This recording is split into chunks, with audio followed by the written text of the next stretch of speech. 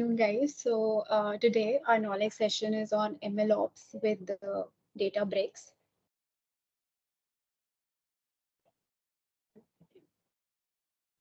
Yes. So let's just first quickly understand our knowledge etiquettes. So first one is punctuality. It's requested to everyone to join the session 5 minutes prior so that you do not miss anything or you do not step into something which is going on, right? Second is our feedback. So this will be a great help for the presenter that you can provide a constructive feedback for them. Like after this session, you'll be getting a feedback form and it will be a great help for me that if you'll be going to fill it up. Third is silent mode. It is requested to everyone to keep yourself on mute as well as your mobile phone so that you do not disturb the ongoing session. Fourth, avoid disturbance. So it's requested that you do not do any unwanted chit chat between the session. There would be a separate Q&A session after we have complete the presentation. So if there is any doubt or any thing which we need to discuss, we can do it over there. Let's just understand what will be the agenda for today, Knowledge. So we'll be understanding what is Databricks. Then we'll be understanding like what is MLOps. Along with that, we'll be knowing the components of MLOps with the benefits of MLOps as well. And then we'll be covering to our main topic that is MLOps with Databricks. And there we'll be covering why implement MLOps with Databricks. So Databricks actually give us like it recommends to follow the 3 stages. So that is development stage, staging stage, and production stage. We'll be covering all of those stages. And then we have the all the major components of MLOps with Databricks. And then lastly, we'll have a demo concluding everything which we have discussed in the presentation. Moving with what is Databricks? So Databricks is basically a unified data analytics platform designed to help organization harness the data, big data and machine. So it was founded by Apache Spark, and according to the company, the Databricks platform is 100 times faster than an open source Apache Spark. And Databricks is actually set to accelerate development and innovation and increase security. So this will be understanding more in the further slide, like how the entire development process with the help of Databricks is accelerated, is getting more efficient because of the tools which we have there, and because of basically as I said earlier, it's a unified platform where we have where all of the engineers like data scientists, machine learning engineers, data engineers can all come together and work together at a one platform. So that is why we say that it accelerate development, right? Even in Databricks, we create clusters, so they are actually highly like it's easily configurable. We'll also see them in later slides, like how easy we can create a cluster, and according to our use case, according to our problem statement, we can scale them, right? So in whole, Databricks provides a collaborative environment for data engineers, data scientists, and analysts to actually work together in all the aspects like data analysis, including data ingestion, data exploration, coming to machine learning with development of the model, deployment of the model, like monitoring the model, validating the model. All of this can be done in a collaborative environment altogether. And even Databricks uses generative AI with a data delta lake to understand unique semantics of your data. Then it automatically optimizes performance, manage infrastructure to match your business needs. So basically, what it does is like whenever you give the data to the Databricks, so basically it understands all your semantics, and accordingly it will provide you the infrastructure for that as well. So that is how generative AI Databricks is utilizing one of the way. Coming to what is MLOps. So MLOps stands for machine learning operations. So as you can see in our diagram, so we have the entire MLOps cycle from preparing the data to EDA Then we train the model, then we validate our model, we monitor our model, we deploy the model, and then it comes to the retraining of the model. So there is an entire cycle which goes on. So it's MLOps is basically a core function of machine learning engineering, focus on streamlining the process of taking machine learning models to production and actually maintaining and monitoring them. And that's the major thing, right? Because when we create a model, the afterwards, like maintaining and monitoring them and retraining them as per the circumstances, that's one of the most important thing, right? So MLOps is basically a set of practice for collaborative and communication between data scientists and operations professionals. Applying all these practices not only increase the quality of the model which we generate, it simplifies the management process as well, and it automates the deployment of machine learning and deep learning models in basically large scale production environments. So MLOps is basically evolving into an independent approach. As I said, that we'll be following it into the entire ML cycle management. So it applies in the entire life cycle, data gathering, from model creation, software development life cycle, continuous integration, continuous delivery, deployment, health, and governance and matters, like governance, business matrices, and all of those steps as well. Now coming to what are the benefits of using MLOps. So first comes is efficiency. So there are actually many labor intensive and repetitive tasks with ML lifecycle. So for example,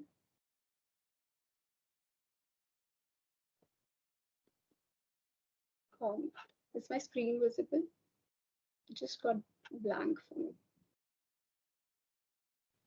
Yes, Krishna. Oh, sorry. So first comes the efficiency. So as I was telling you, there are many labor intensive and repetitive tasks within the ML life cycle. For example, data scientists spent a lot of time preparing the data, getting the data, and actually making that data, raw data, into a cook format. So it takes a lot of time, right? And all that manual data collection and preparation are efficient and are inefficient basically, and lead to like not that much good results. So following all of our MLOps practices, right, we can achieve the efficiency in delivering a faster model development, and deliver a higher quality ML models. So that is what MLOps is giving benefit to us. Second comes to the scalability. So one of the biggest challenges of ML development is scaling from small models to a large production size model. As we all know that when that the data increases by time, right? So scaling a model with a small data set to a large data set is one of the most difficult thing, and MLOps basically streamlines model management processes to enable reliable scaling. Third is risk reduction. So as we know that ML models require regular checks. We have to regular check if there is if the model accuracy is good or bad, or if there is any drift we are seeing, right? It is like the model is performing as per our needs. So by incorporating CI/CD pipelines from DevOps into the machine learning process, MLOps makes ML pipelines more reliable, right? Because automated ML life cycle minimizes human errors, and companies gain realistic data and insights. Because once we check all them in a regular manner, so we monitor them, right? So kind of in that way, we are reducing the risk which we used to have in a traditional approaches. Starting with MLOps with Databricks. So MLOps is a set of processes and automated steps to manage code with data and models. So it combines our three things, that is DevOps, Data Ops, and Model Ops. Databricks actually recommends creating separate environment for different stages of ML code. and model deployment with clearly transition between these three stages, right? So we have three stages, that is development, staging, and production. So let's just discuss about these stages in a little detail. So first one is development stage. So in development stage, it is majorly based on experimentation. Basically, over here we are developing our ML model following the entire ML cycle, right? So in this stage, we are actually like preparing a raw data into a cook format, like following all the EDA processes, then EDA processes, and then like preparing the data, and we are doing the feature engineering and preparing the entire data set. After the data set is prepared, we'll be moving forward with the training of the models. So training the model in Databricks, we can do it with two ways over here. One is with the auto ML, which we'll be discussing in further slide, like in more detail, like what is auto ML. And second is our traditional approach.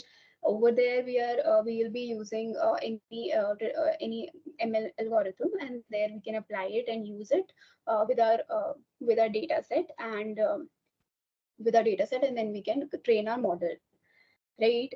And after that, will be deploying the model and serving the model. So all of these steps will be included in development stage, right? Coming to the staging stage. So in this stage, we basically are testing the entire pipelines which we are creating in development stage. Like we were creating an entire pipeline for feature engineering tasks.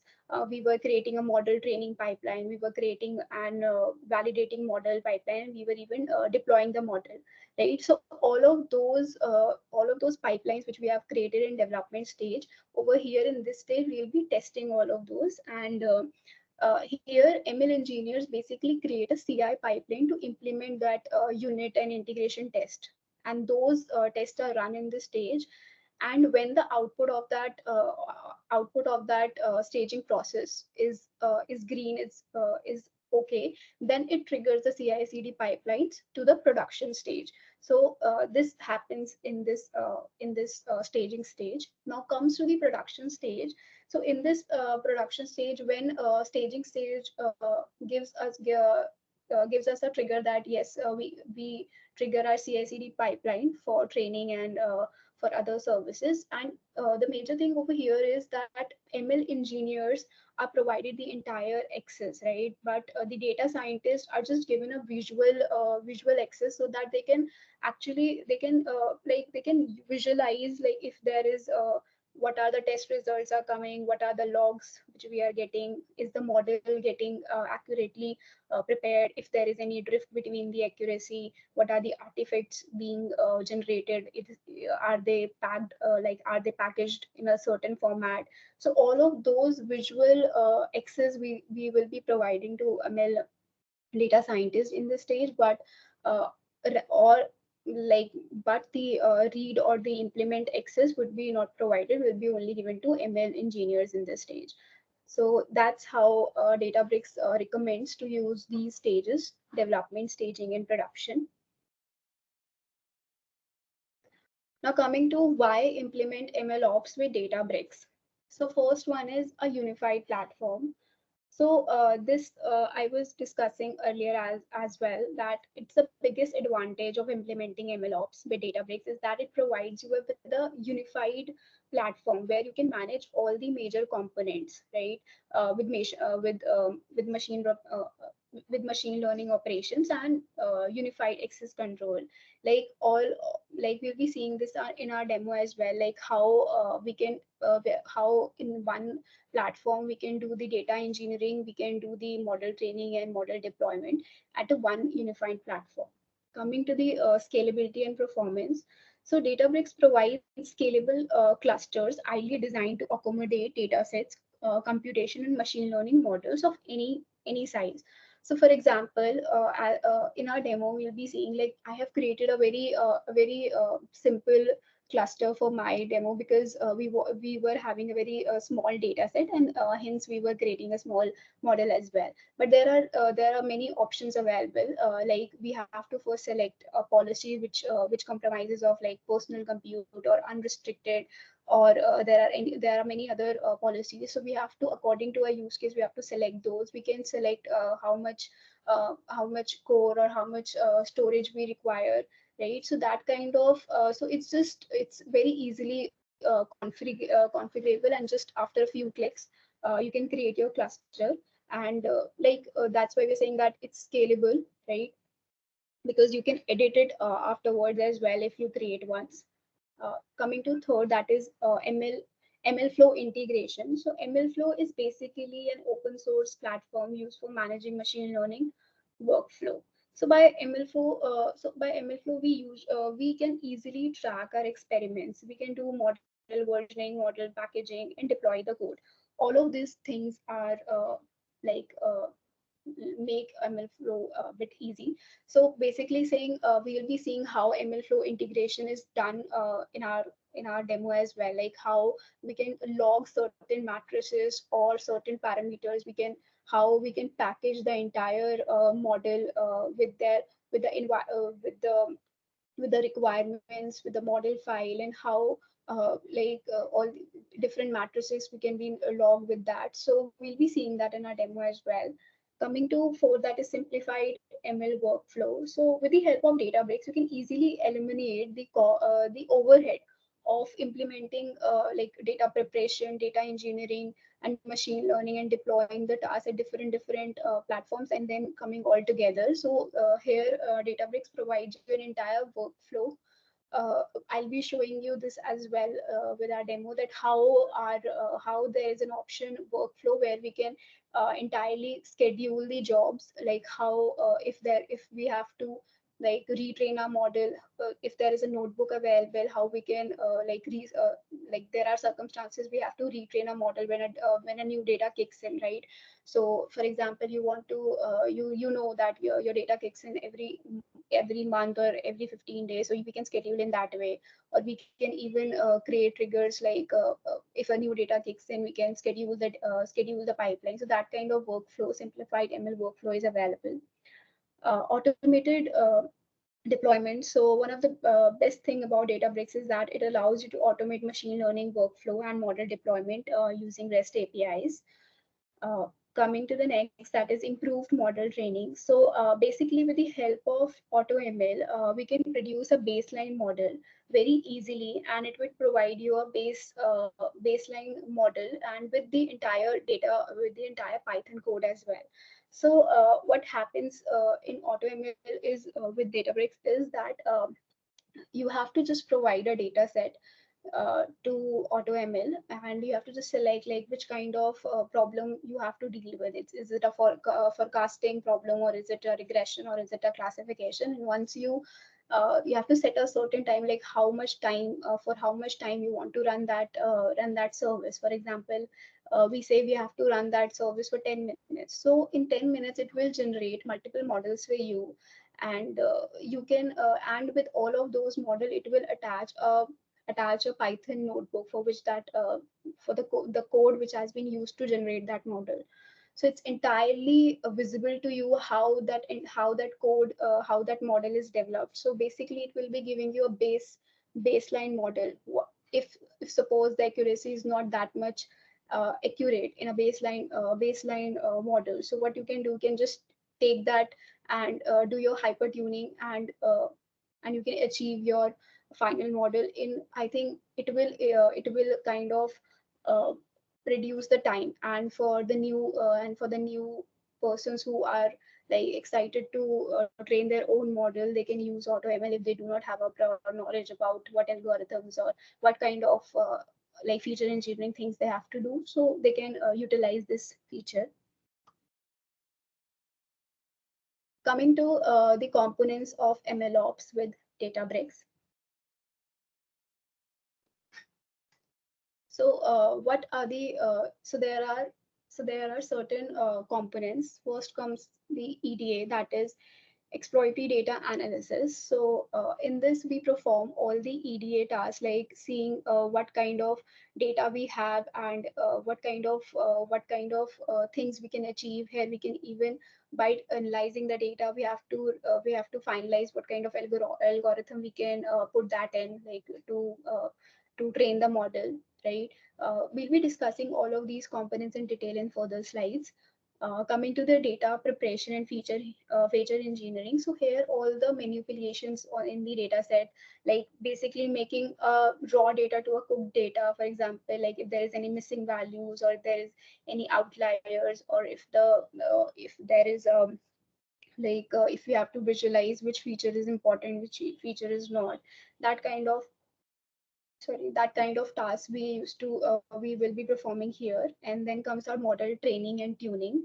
So in here, basically, we'll be putting what algorithms we have to put. Like we have to train a model, we can use a traditional approach by using algorithm, or we can use auto ML, as I told earlier in the in earlier slide.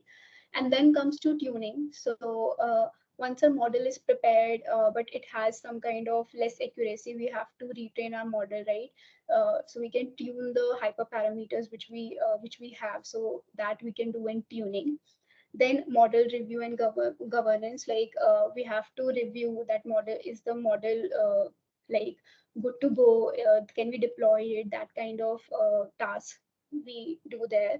And then comes to model deployment and monitoring. The model is deployed, and we have to monitor, like we have to check if there is any drift we are observing in the accuracy, or if there is any thing which is going wrong, or we have to check the entire logs and everything. So that is done in this step. So let's just understand all these components in a little more depth. So first comes EDA. So that is exploratory data analysis. So basically it includes methods for exploring data sets to summarize their main characteristics and identify any problems with the data. So over here, we have to actually explore and create a summary out of it, like which feature is important and if there is any kind of problem with the data set. Because eventually, it is a well-known fact that if we are not putting the input right, we cannot get the output right. So we have to get our data right, so that we can create our model uh, with the right configurations, and we can get the predictions right. So using statistical methods and visualization, we basically learn about data set and determine its readiness for analysis, and inform what techniques to apply for data preparation. So Databricks actually gives you one amazing feature, which I'll be showing you in the demo as well. But it's basically, we always used to make, like in traditionally we make different kind of charts with the help of our Matplot and Matplot libraries. So with the help of Databricks, there is a function known as visualize. We can just click, like we can just click on that, right? And we can explore your data there and then with different kind of bar charts available. Like there are many visualization tools like bar charts, line charts, pie charts. There are many charts, and we can just click on them, and we can just select our X and Y axis, and we can click the head, and we can even save that kind of graphs which we have. So it's basically a very handy tool when we are visualizing, when we are performing EDA, right? So that we will be seeing in our demo as well. EDA is most important. As why? Because it influences which algorithm you choose to apply for training ML models. So like Databricks provides us yeah, so you have to like go to the steps more deeply, because here we are analyzing like which algorithm we have to put to prepare the model. Coming to the second, that is data preparation. So data preparation is typically the most time consuming component of an analytics and machine learning project, as it involves like cleaning and formatting the data. We have to pre-process the data. If there is any different CSVs available, we have to combine them. We have to join those tables. We have to merge that data set. right? In cleaning the data and formatting the data means like if there is any kind of missing values, as I was discussing earlier, if there is any outliers, or if the data is not in the right format. Like for example, there are many cases which we have observed that the data is not in the right type. So we have to typecast that first, and then we have to then we can consider that kind of columns. There are many chances where there are some columns which are not required. So why to fetch a larger data when it is not required to the model, right? So that kind of columns we have to detect, like which kind of features is providing us more importance to the data, which will help to deal with the problem. So that kind of task we have to do. Even uh, yes, so coming to the next, that is feature engineering. So, uh, so basically, the raw data requires pre-processing and transformation before it can be used to build a model, right? So this entire process is called as feature engineering, and the outputs of that process is basically called as features. And features are actually the building blocks which we use for training our model, and by that only we get our ML model. So as I think I've discussed it earlier that how much feature engineering is like required, but there is a one thing which we all face, that is like developing feature is complex and time consuming. And additional there is one problem, there are circumstances when we are dealing with a very big big problem, when we are dealing with a very big data and we have to develop a big model. For example, so there can be circumstances like the feature engineering has to be the first thing is the feature engineering has to be done before training a model and after training a model for prediction as well. So there are two times we have to do feature engineering. So there can be a circumstance when a different team is doing feature engineering before training the model, and a different team is doing for feature engineering when the model has been trained, right, for the prediction. So to and there can be circumstances when one of the members which have been done is not available, right? So in that kind of circumstances, Databricks provides your feature store where you can basically put your features and you can reuse those features whenever required, right? So you do not deal with irregular of features like engineering techniques, because whatever you have input to the model, you have to use that feature only when you're predicting, right? So this is one of the thing which we have overcome here with the help of feature store. Coming to model training and model tuning. So model training, so there are two ways, as I told earlier, that we have auto ML as well as we have traditional algorithms.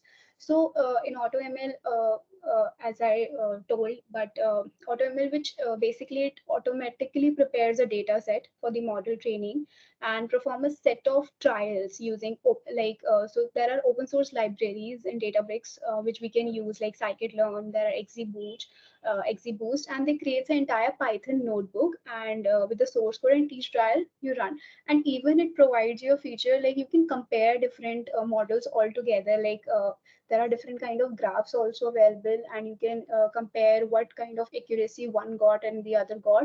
So in different matrix, you can just select and you can compare your different models which Databricks has generated for you in AutoML. And by the traditional approach, so we'll be using traditional approach for our model. So in a demo, we are basically determining the quality of wines, right? Where we have different kind of features. So we'll be determining by all those features which quality is better. So in that, we are using random forest, and then for hyper tuning, like to improve its accuracy, we are using XGBoost. So we'll be analyzing that technique there with our demo. Coming to the model hyper tuning. So to improve the performance of our ML model, we use hyper tuning. So Databricks provides us HyperOpt. That is an open source tool that automates the process of model selection and hyperparameter tuning. So basically, it's a Python library that facilitates distributed hyperparameter tuning and model selection. With HyperOpt, you can actually scan a set of Python models while varying algorithms and hyperparameters across spaces that you define.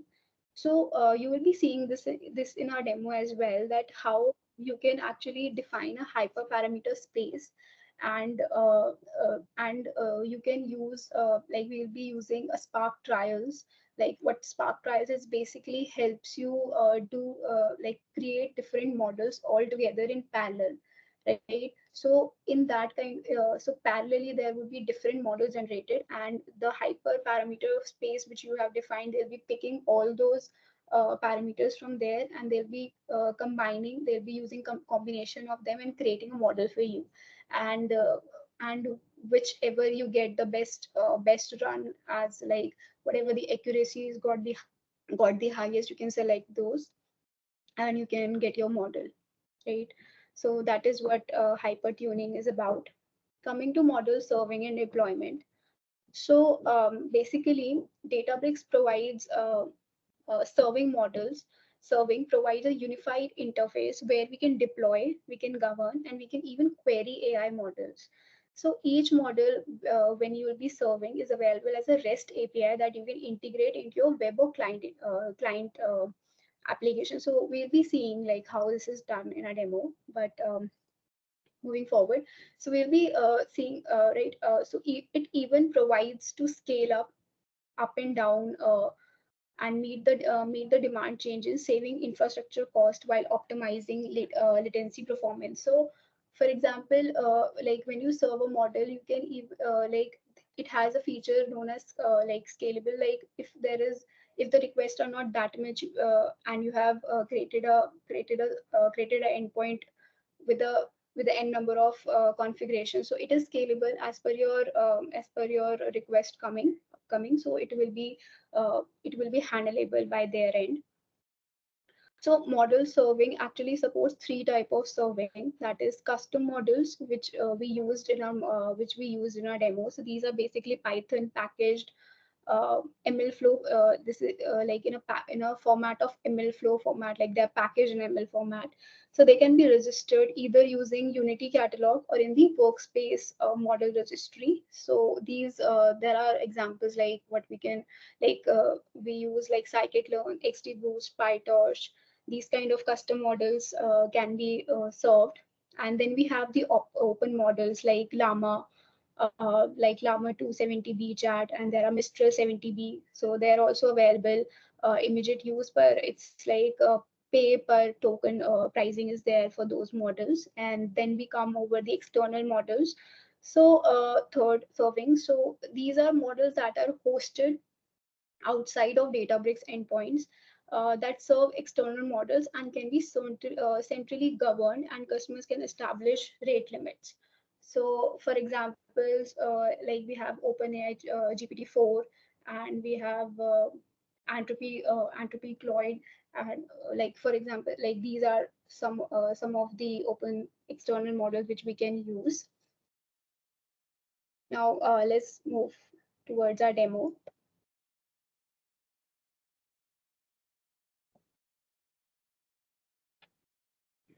So you can use Databricks with three clouds which are there, like Azure, AWS, and GCP. For now, we are using Azure.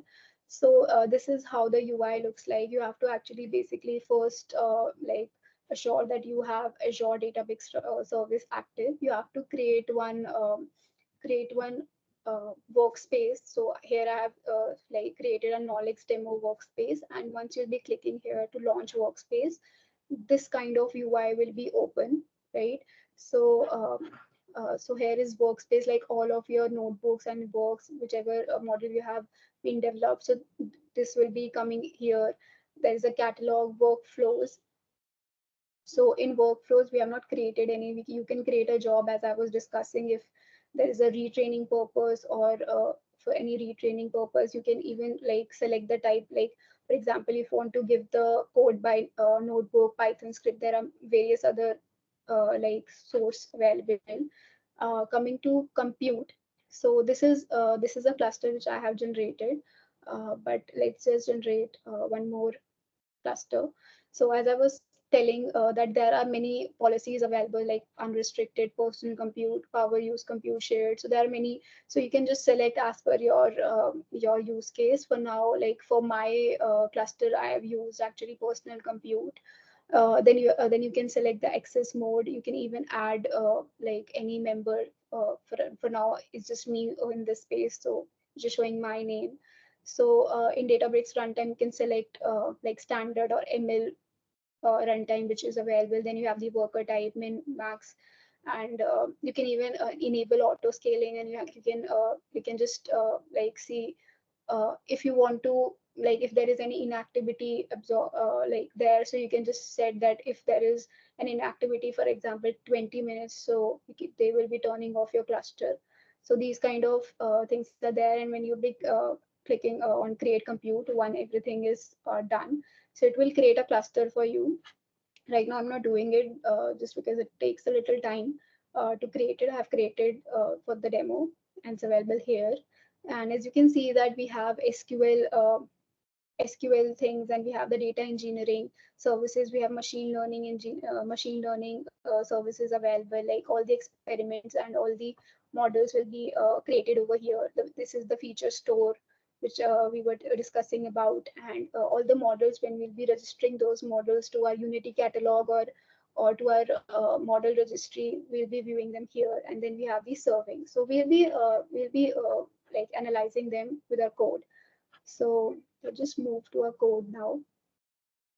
So this is a notebook which have our code.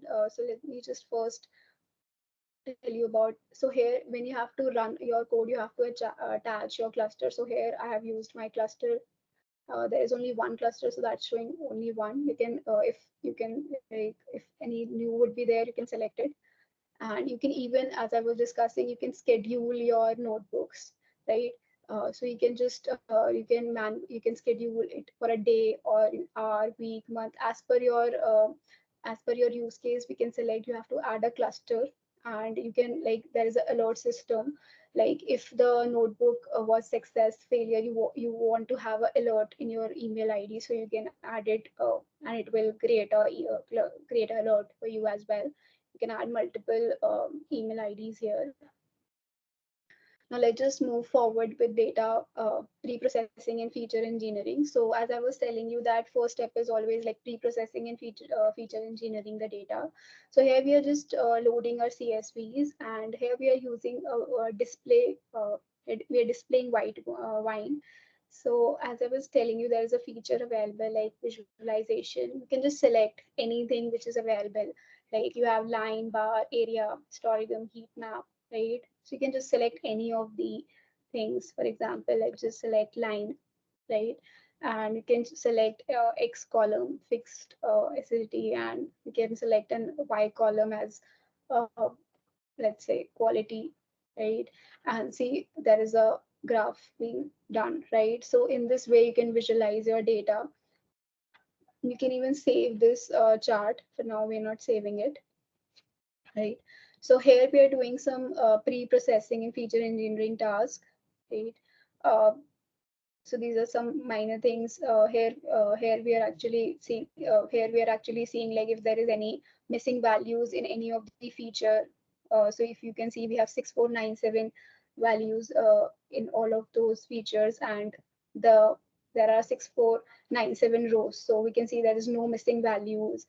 We are checking the correlation here, and then we are like with the help of C1, we are just creating some charts. It's all about the data visualization and seeing which features have importance and which not. So here now we are actually splitting the data set into test set and training set, and we'll be utilizing it for training and like validating our model. Coming to creating a baseline model here.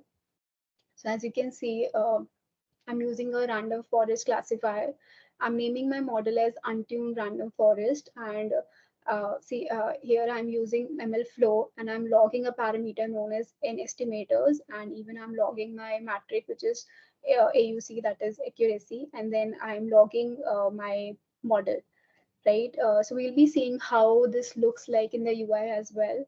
Um, so after training the model, we are basically like we are just we actually need to like to register our model, we need the run ID. So here we are just like by the name we are filtering, and we are getting the run ID, and here we are registering the model, right? So we have just put a name, and this is a function register model which we use to register our model in the like registry, in the model registry, and the and the Unity catalog, right?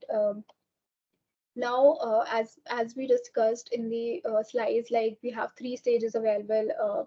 We have development, staging, and production. So what we are doing here is we are actually making a wine model available and saying it and allotting it to as a production environment. And here is we are doing is versioning. So basically, whenever there is a model which comes as a new name, right? So it will automatically give you a version one. But once it finds that the model name is same, that is wine model, which we are defined here, so it will be like incrementing it by one. So right now this will be given as one because we do not have any kind of model. So yeah, so as you can see, it is being saying that created version one model, wine model, right? Now we are just like loading the model which we have registered, and we are getting the accuracy. It's 85%, right? It's not bad, but still we'll be training the same data set with the XD boost to determine to see if we can improve the accuracy more. So now we can see that again we are using MLflow. We'll be logging AUC, and we'll be logging the model as well. And here, as I was telling you in the earlier slide, in the slides, that we'll be using Spark trials. So here we are using Spark trials. So this is basically for parallelism. So you can generate multiple models altogether. So as you can see here that we have total trials, we have 12. So we have actually max, we have given us 12. So it will be creating 12 models for you. So 12 Spark jobs have been executed.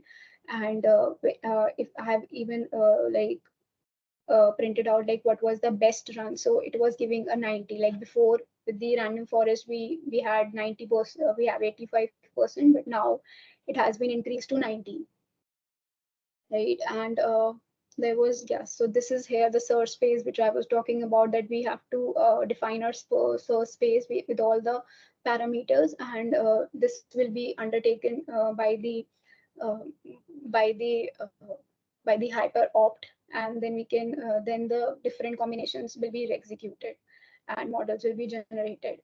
So here we are registering a model again, and you can see our wine model was being registered like earlier. So it was given as version one. Now it is giving version two, and it is registering wine model, right?